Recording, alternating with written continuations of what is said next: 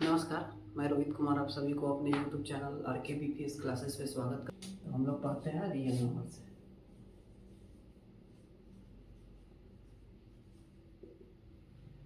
तो इसको लिखिए कि वास्तविक संख्या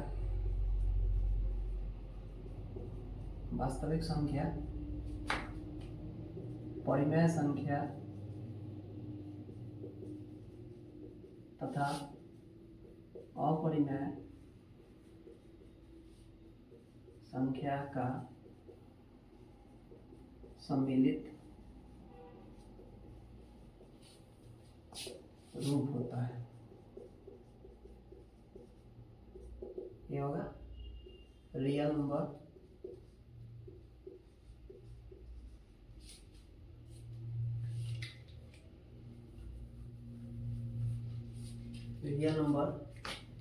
is a combination of rational number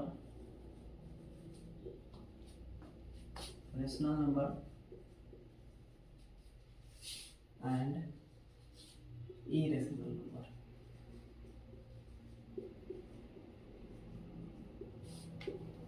यह कॉम्बिनेशन होता है रेशनल नंबर और इरेशनल नंबर का। ठीक है, इसे जेड से सूचित करते हैं।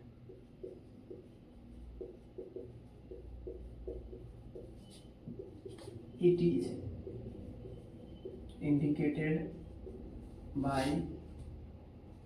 जेड। ठीक है, अब इसको अगर लिखना चाहे तो ऐसे लिख सकते हैं। रियल नंबर दो टाइप का होगा, एक क्या होगा परिमेय संख्या, रेशनल नंबर, परिमेय संख्या। दूसरा इरेशनल नंबर, अपरिमेय संख्या।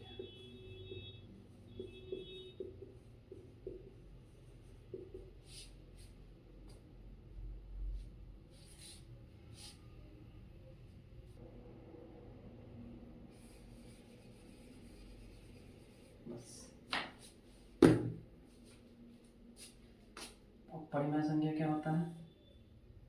तो परिमेय संख्या के बारे में आप जान लीजिए। दूसरी चीज, एक चीज और इसमें जान लीजिए कि इसे संख्या रेखा पर ये पढ़ेंगे आगे। संख्या रेखा क्या होता है आगे पढ़ेंगे। संख्या रेखा पर सूचित कर सकते हैं। ठीक है, संख्या रेखा पर सूचित कर सकते हैं। अब रेशनल नंबर क्या होता है? तो रेशनल नंबर जो होता है जो पी बाई क्यू के रूप में रहे, और क्यू जो है मतलब नीचे वाला जो है वो जीरो के बराबर नहीं होना चाहिए, मतलब जीरो नहीं होना चाहिए। तो कि वे संख्या जिसे पी बाई क्यू के रूप में लिखा जा सकता है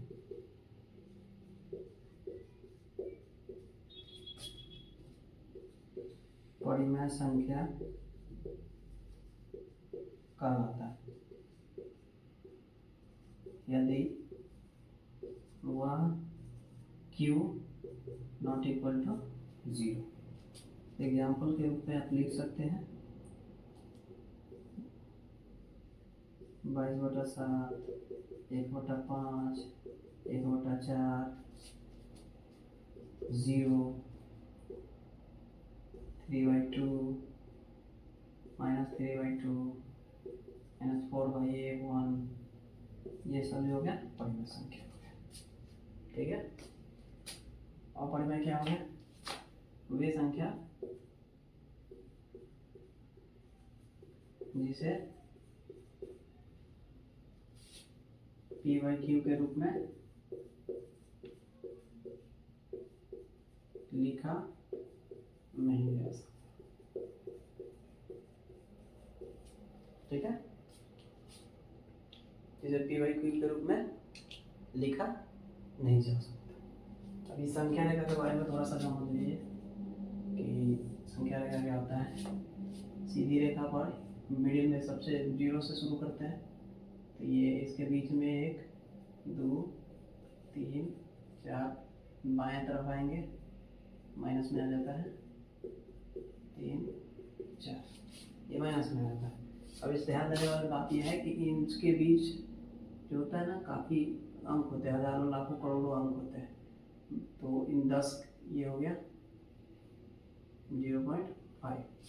अभी ध्यान देने वाली बात है कि मैं एक बार फिर से बनाता हूँ, ये 0 हो गया, 1 हो गया। ठीक है, तो इसके बीच में ना 1 2 3 4 5 हो गया, 0.5 हो गया, 1 2 3 4 5 हो गया।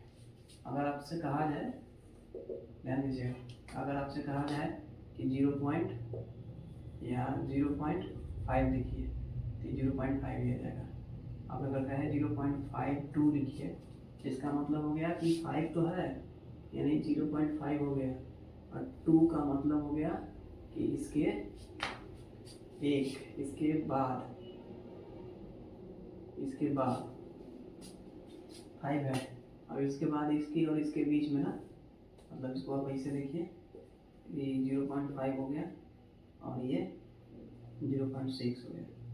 ठीक है, तो 0.5 और 6 के बीच में भी 10 होंगे, 1 2 3 4 5 6 7 8 9। तो 0.52 का मतलब 0.53 हो गया, 0.51 हो गया, ये 0.51 हो गया, फिर इसके बाद ये हो गया 0.52। ये वाली की बात ये कर रहा है। ठीक है, तो ऐसे करके आप ये कर सकते हैं। फिर उसी तरह आता है कि 2.12 का मतलब 1 2 3 मान लीजिए, कर लीजिए, ये तो है नीचे नहीं, चलिए कोई ना, उसके बारे में हम आगे पढ़ेंगे। तो जैसे ये एग्जांपल के रूप में देख लीजिए, √3 √5 ये हो सकता है, तो ये कहलाएगा अपरिमेय संख्या। फिर से एक बार समझ लीजिए, वास्तविक संख्या क्या होता है कि वास्तविक संख्या जो होता है रियल नंबर की परिमेय संख्या और अपरिमेय संख्या के बीच में अपरिमेय संख्याओं का सम्मिलित रूप जो होता है वो रियल नंबर होता है। मतलब वास्तविक संख्या जो होता है वो परिमेय संख्या और अपरिमेय संख्याओं का सम्मिलित रूप होता है, वास्तविक संख्या कहलाता है। वास्तविक संख्या जो पी बाई क्यू के रूप में हो, मतलब जो परिमेय संख्या हो वह पी बाई क्यू के रूप में होना चाहिए। पी जो है कुछ भी हो सकता है, लेकिन क्यू 0 नहीं होना चाहिए। दूसरा अपरिमेय संख्या है, अपरिमेय संख्या जो होता है वो पी बाई क्यू के रूप में नहीं हो सकता। √3 √5 ये पी बाई क्यू के रूप में नहीं हो सकता। तो आप इसको लिख लीजिए।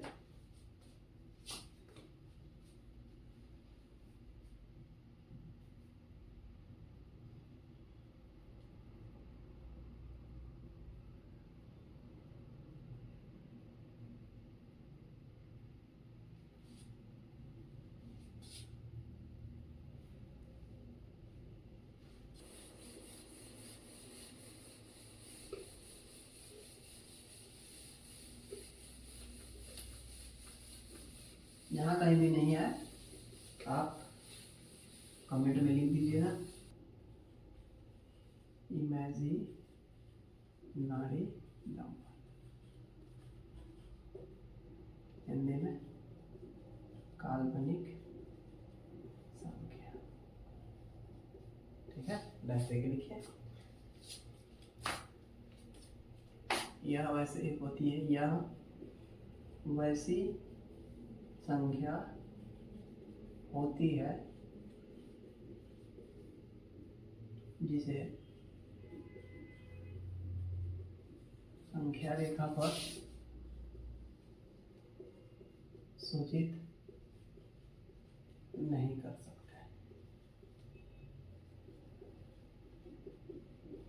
काल्पनिक रेखा होती है, ये वैसी रेखा होती है जिस पर जिसको संख्या रेखा पर सूचित नहीं कर सकते।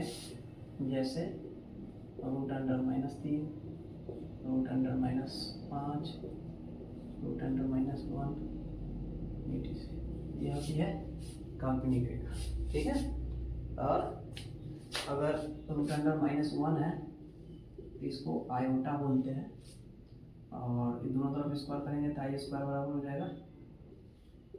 वैसे कुछ होता नहीं है, लेकिन इसके बारे में हम लोग पढ़ते हैं। अगर इसको फॉर्म देखें तो फॉर्म जो होता है ए प्लस आई बी, ये फॉर्म होता है। कॉम्प्लेक्स नंबर इसको बोलते हैं। कॉम्प्लेक्स नंबर क्या होता है? तो ये कॉम्बिनेशन होता है किसका? Real number and imaginary number.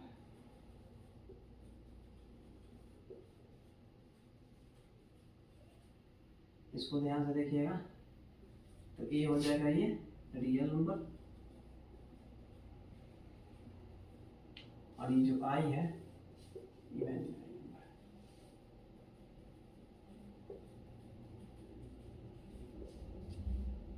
ठीक है। जो वास्तविक संख्या होती है उसको हम नंबर लाइन पर लिख सकते हैं, जैसे जो अभी थोड़ी देर पहले बताए 1 2 3 ये सब लिख सकते हैं। तो ये नंबर लाइन होते हैं। -√3 है, -√5 है, -1 है, तो इन सारी चीज़ों को बोलते हैं इमेजिनरी नंबर। ठीक है। तो इमेजिनरी नंबर ये होता है। ठीक है, मिटाते हैं। वीडियो को पॉज करके लिख लीजिएगा। अगर कोई चीज़ दिक्कत हो तो फिर आप हमें पूछ सकते हैं। ठीक है। Facts related to rational number पढ़ते हैं। फैक्ट्स रिलेटेड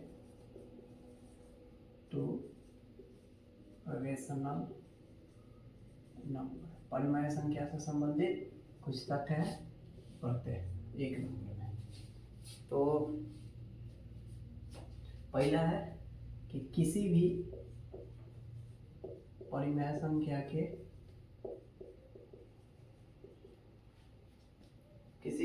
संख्या का हर, और मतलब अगर हर देखिएगा p/q है तो इसको बोलते हैं अंश, नीचे वालों को क्या बोलते हैं? हर। ठीक है, ऊपर वाला अंश, नीचे वाला हर। तो हर, किसी भी परिमेय संख्या का हर ऋणात्मक मतलब नेगेटिव नहीं हो सकता।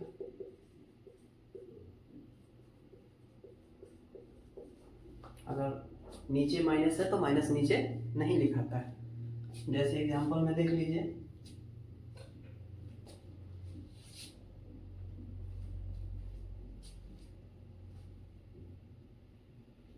जैसे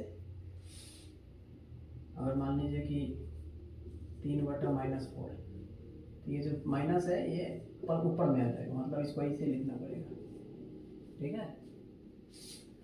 अगर कोई ऐसे है -3/-4 है तो माइनस माइनस कट जाता है, 3/4 लिखाएगा।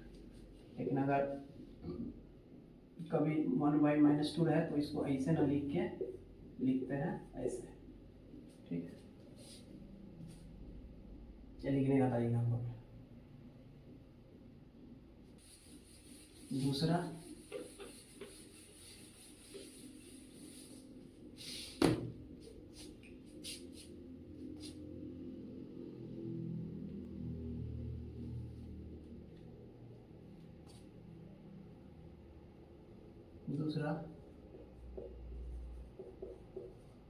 कोई भी पूर्णांक यानी इंटीजर, हम लोग आगे पढ़ेंगे। कोई भी पूर्णांक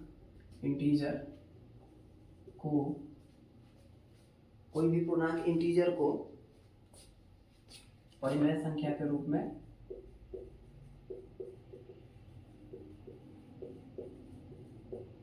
अर्थात हर में हमेशा 1 रहता है। मतलब क्या हुआ कि अगर 4 लिखता है इसका मतलब ये हो गया कि 4/1 होता है, -2 लिखता है इसका मतलब -2/1, ठीक है। 6 लिखता है इसका मतलब 6/1 होता है। अगर 4/a लिखता है इसका मतलब वही होता है, लेकिन अगर आप ये पूर्णांक नहीं हुआ, अगर -2 लिखता है इसका मतलब -4, 5 लिखता है इसका मतलब -5 का मतलब क्या हो गया, -5/1, ठीक है। ये हो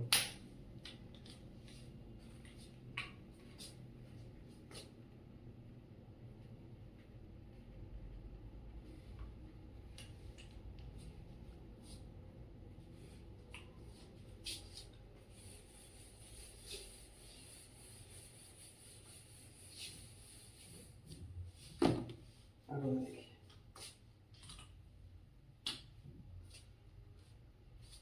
तीसरा, अगर कोई परिमेय संख्या है, उसको उसके उल्टा से, मतलब पॉजिटिव है तो नेगेटिव से जोड़ते हैं, तो दोनों का मान क्या होगा, 0 होगा। कैसे 0 होगा, p/q प्लस माइनस माइनस हो जाता है, और फिर ये p/q ये से ही कट जाएगा, 0 रहेगा, ठीक है। जैसे एग्जाम्पल 3 है, प्लस करना है इसमें -3 से, क्या होगा 0। 5 है, इसको प्लस करना है -5 से, क्या होगा 0 होगा। 4/3 है, प्लस करना है फिर -4/3 ही रहेगा, तो 0। ऐसे मान लीजिए कि a² + b प्लस करना है ab², तभी क्या होगा 0 होगा। अगर थोड़ा भारी कर ले, x² + 2x -3 प्लस करना है फिर x²,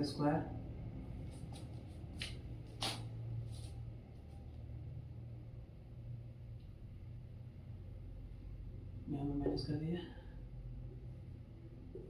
माइनस करना है x² -2x -3, तब भी क्या होगा, ये 0 होगा, ठीक है। मान लीजिए 5x² है, प्लस की है -5x² है, तब भी क्या होगा, 0 होगा। उसको लिख लीजिए। और आज के लिए इतना ही, हम लोग आगे का कल अगले पढ़ेंगे।